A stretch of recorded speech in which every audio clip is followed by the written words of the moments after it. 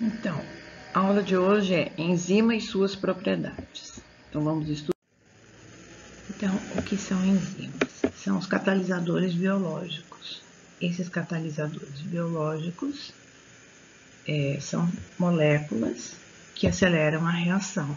Isso que significa ser um catalisador. Ele entra na reação e sai da reação sem sofrer nenhuma alteração. E ele não vai, esse catalisador não vai interferir na concentração dos produtos, nem na velocidade, não, só vai interferir na velocidade da reação, mas não na concentração dos produtos. Essa estrutura das enzimas são proteínas, basicamente, ou então algumas cadeias polipeptídicas. O que são cadeias polipeptídicas? É um monte de aminoácidos, né? Uma cadeia de aminoácidos ligados por ligações peptídicas. Então, a função geral de uma enzima é acelerar a reação. Temos aqui um exemplo da urease.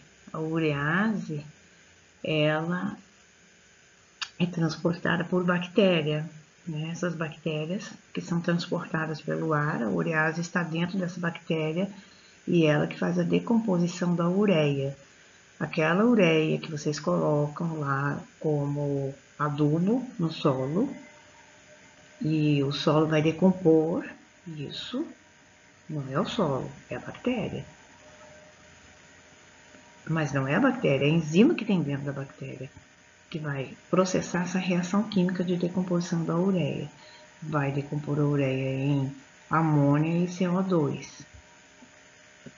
E uma parte dessa amônia vai ser redecomposta e transformada em nitratos e nitritos para fornecer alimentos para as plantas. Se não existisse a urease, a ureia sozinha, ela levaria cerca de 3 milhões de anos para se decompor. Mas, dessa forma, a urease catalisa 30 mil moléculas de ureia por segundo. Então, a cada segundo, 30 mil moléculas. Sabe-se lá quantas moléculas tem em X gramas que vocês colocam numa plantação. É só fazer as contas que vocês vão saber. Mas isso é desnecessário, basta saber que a urease catalisa a ureia, certo? As enzimas também são altamente específicas, quer dizer, elas catalisam apenas aquelas moléculas que caem no seu sítio ativo. Veja aqui a enzima sacarase, que é essa meia-lua grandona aqui, e a sacarose tem um formatinho que encaixa certinho no sítio ativo da enzima. Ela encaixa, quebra a ligação glicosídea e transforma a sacarose em glicose e frutose. Aqui a enzima maltase já tem uma forma diferente daquela anterior, né? Não tem anterior. Da forma anterior. E ela vai catalisar a maltose, que é um tipo de açúcar. A maltose encaixa certinho nela e vai formar duas moléculas de glicose. A hidrólise da sacarose não é catalisada pela maltase, por exemplo, né? Por quê? Porque a sacarose, ela tem outro modelo diferente, que é um modelo que tem uma hexose e uma outra hexose que aqui está representada por um quadradinho também, que é a glicose, né? Então, a glicose e a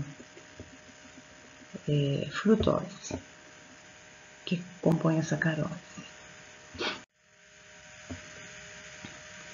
Uma reação enzimática pode ser representada nesse gráfico aí, com enzima e sem enzima. Sem enzima, esse risco vermelho, vejam que a energia de ativação é altíssima, por isso que a reação é mais lenta, porque ela precisa de vencer toda essa energia de ativação. Então, essa energia é a energia necessária para que ocorra a reação. Com a enzima, eu tenho metade dessa energia, por isso que a reação é muito mais rápida. Essa figura representa com enzima e sem enzima. Sem enzima, é o camaradinho aqui empurrando a bola, uma bola pesada, cheia, uma pedra redonda, sabe-se lá, morro acima. E aqui embaixo com a enzima, ele está representando um outro caminho, que é o caminho contornando esse morro, e é onde ele vai rodando a bola tranquilamente, sem precisar vencer aquela energia toda, gastar, né, aquele gasto de energia para subir esse morro aí. Então, existem também vários fatores que alteram as enzimas. A temperatura, o pH, a concentração da enzima e a concentração do substrato. Então, nós vamos falar na temperatura e no pH primeiramente. Como que a enzima pode ser alterada? Pelas formas de energia: calor, luz, vibração molecular e a deformação do sítio ativo. Pelo pH, as cargas positivas, livres ou negativas, né, fornecidas pelo hidrogênio, ou próton, ou a hidroxila, afetam a atração e repulsão dos radicais do aminoácido, dos aminoácidos. Ora, se ela é uma proteína, ela é composta por aminoácido. Se é composta por aminoácido, ela vai ter carga positiva ou negativa. Então, quando eu tenho alteração de pH, eu tenho uma alteração na conformação dessa enzima e isso deforma um sítio ativo da proteína. Influência do pH, por exemplo, vamos ver aqui um pH ótimo para algumas enzimas. A alfa-glicosidase, o pH é 6. A arginase, pH 9,7. Veja que é um pH muito básico. A catalase 7,6, fosfatase alcalina 8,5 e assim por diante. Olha aqui a urease, que é o último, 6,5, quer dizer, um pH bem mediano, pouquinha coisa ácida.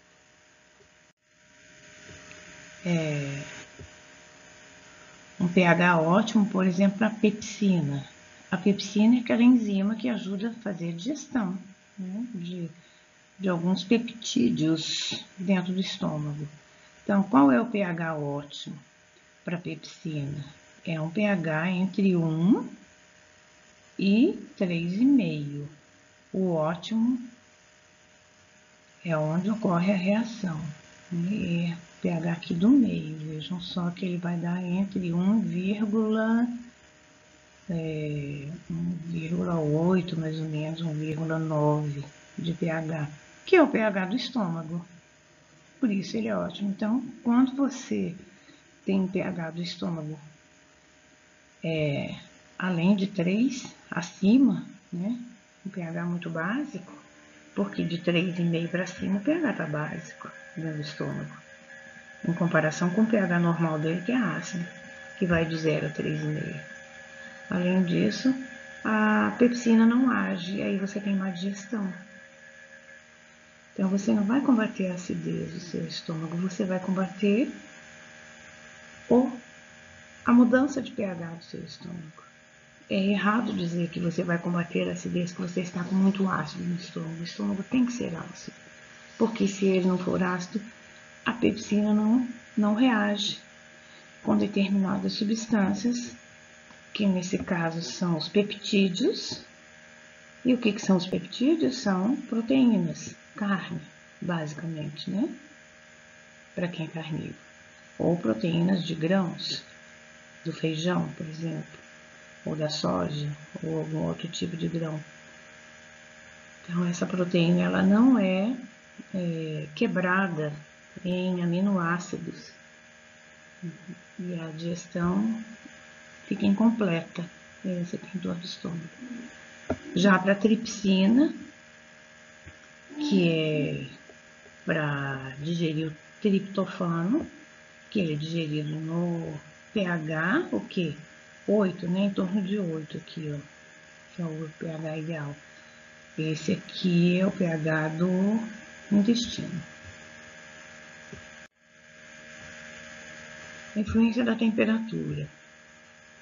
Temperatura ótima para enzimas humanas vai entre 0 e 45 graus.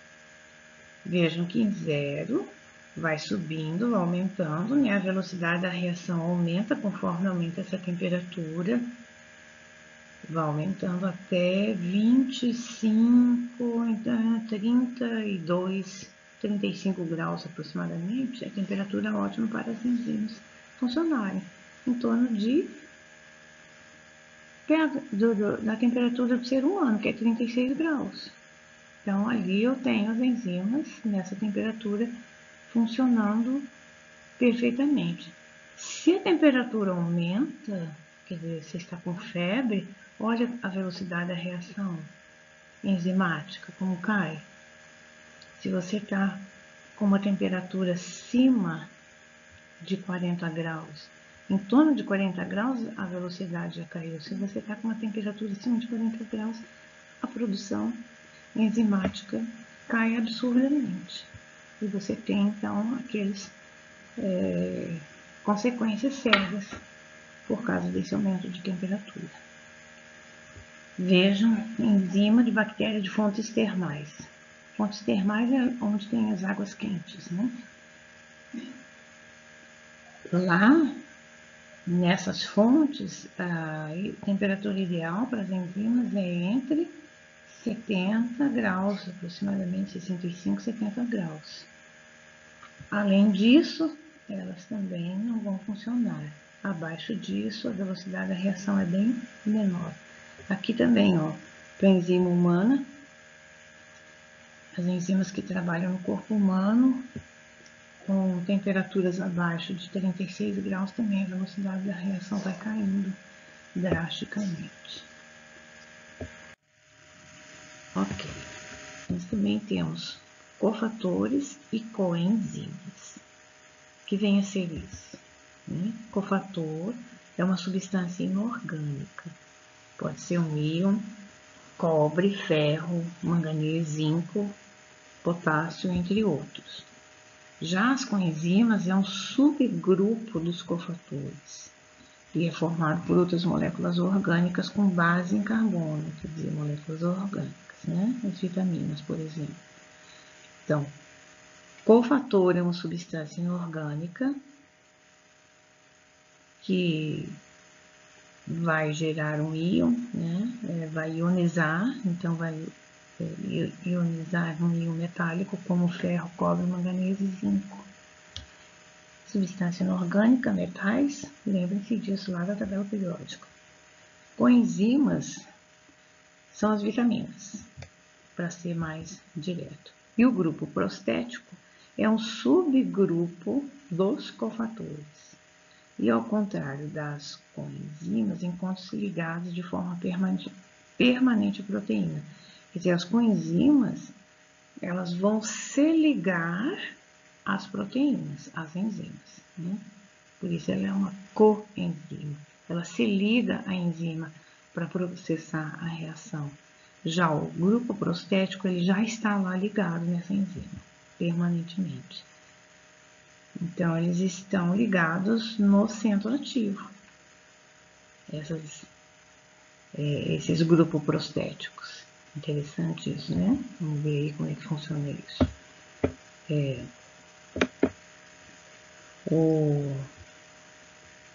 Vocês podem ver aqui, essa parte cinza é a enzima, né?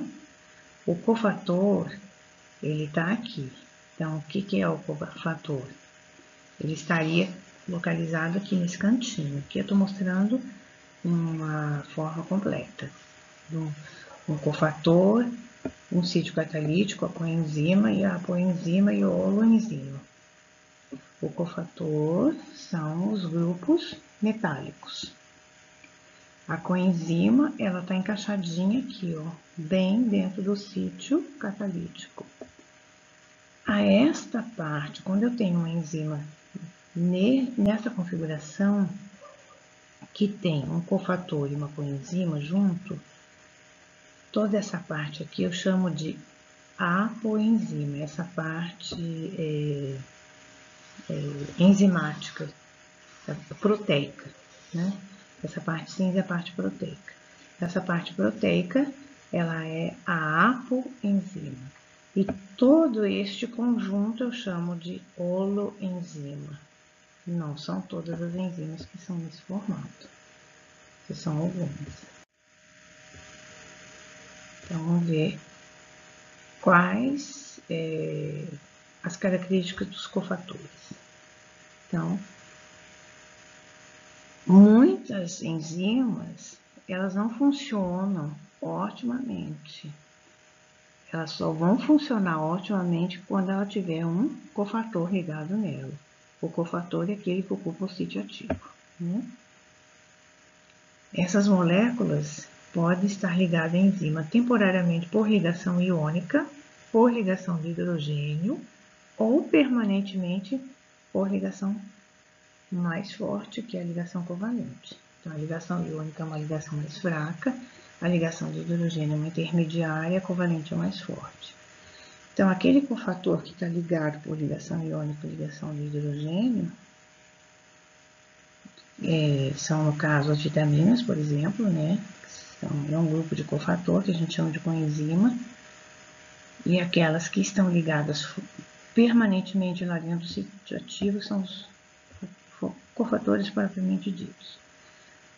Os cofatores mais comuns incluem íons inorgânicos, como ferro e magnésio, por exemplo, né? Por exemplo, a enzima que constrói a molécula de DNA, a DNA polimerase, ela precisa de um magnésio para funcionar, senão ela não funciona, se não tiver magnésio. Então, para a fabricação do DNA, eu preciso de uma enzima que se chama DNA polimerase, e nessa enzima DNA polimerase, ela tem que ter um íon magnésio, que é um cofator que está ligado temporariamente por uma ligação iônica à enzima.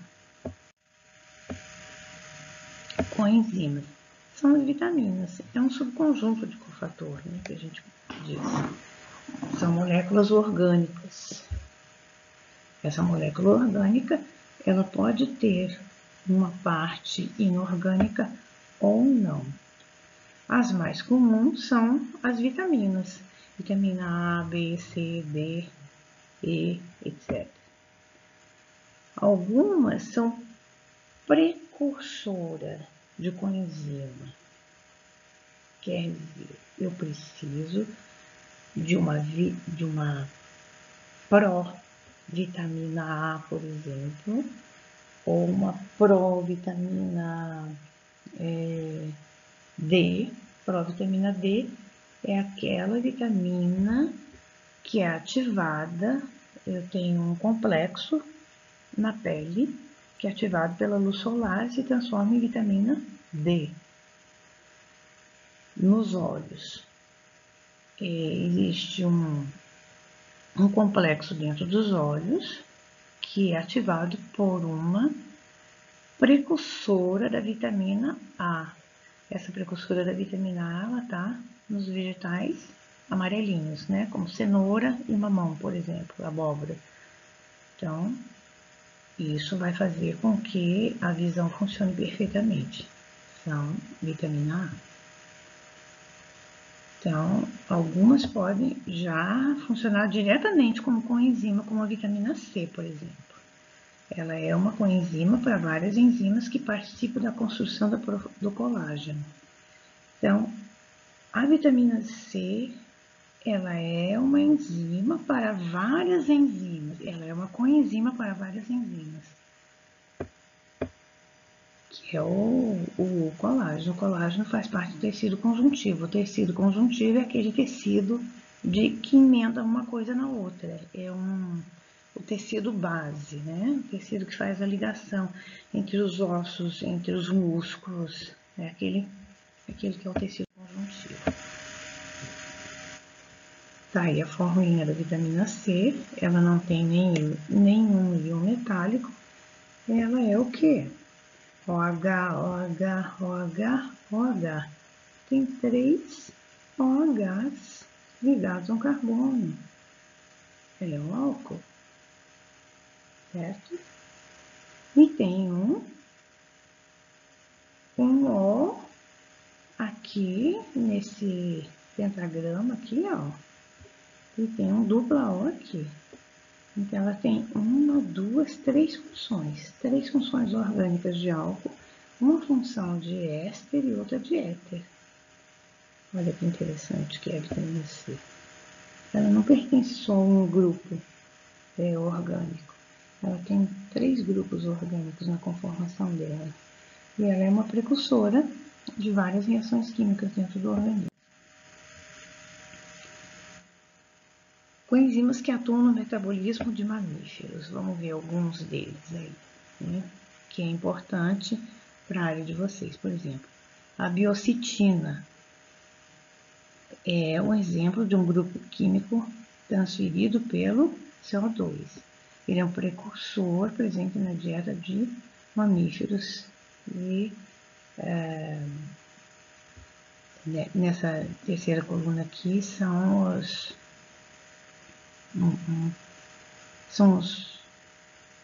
substâncias que esses mamíferos necessitam. Então, aqui no caso é biotina. A coenzima A é transferido pelo grupo alcila, forma ácido pantotênico e outros compostos.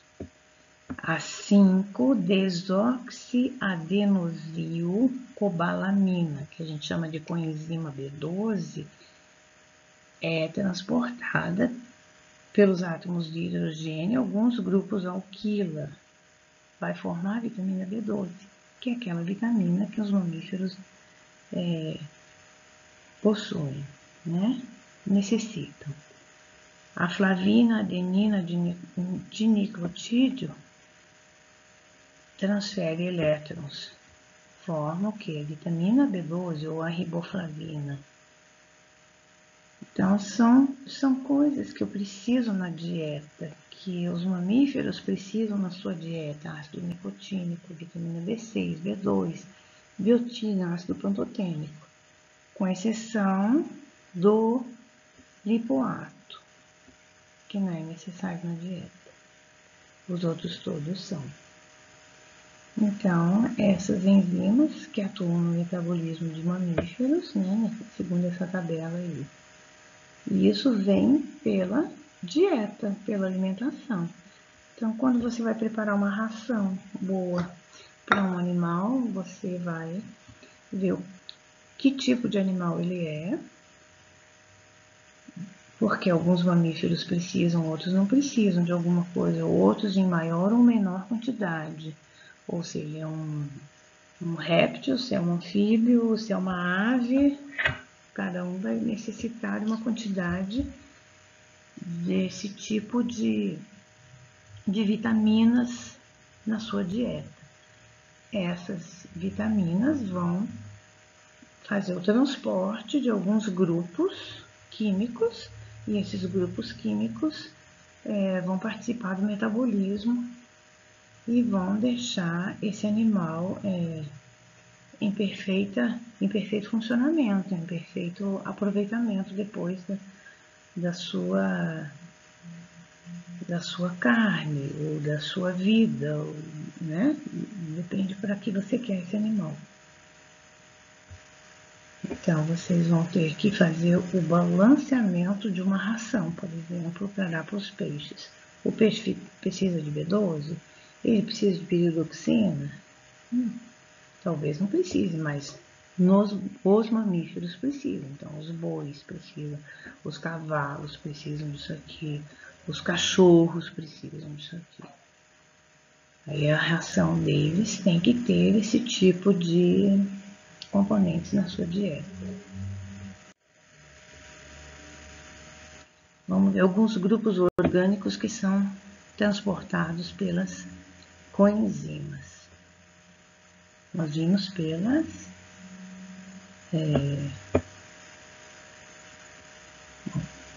tiamina pirofosfato, TPP, transporta aldeídos. Qual é o precursor na dieta? A vitamina B1. Vai continuando aquela tabela, né? De alguns grupos orgânicos. A vitamina B2, riboflavina, transporta elétrons e o H+. Flavina, adenina, dinucleotídeo, que é o FAD. Esse FAD, o NAD, coenzima A, TPP são substâncias que fazem parte do processo metabólico. Então, eu necessito dessas coenzimas para que eles transportem esses tipos de grupos orgânicos para que essas coenzimas sejam fabricadas e processem o metabolismo.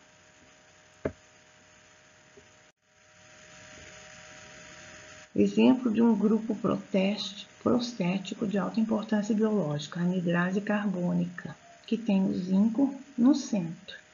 A anidrase carbônica. Está aqui o zinco bem no centro dessa molécula. Olha o tamanho da molécula, né?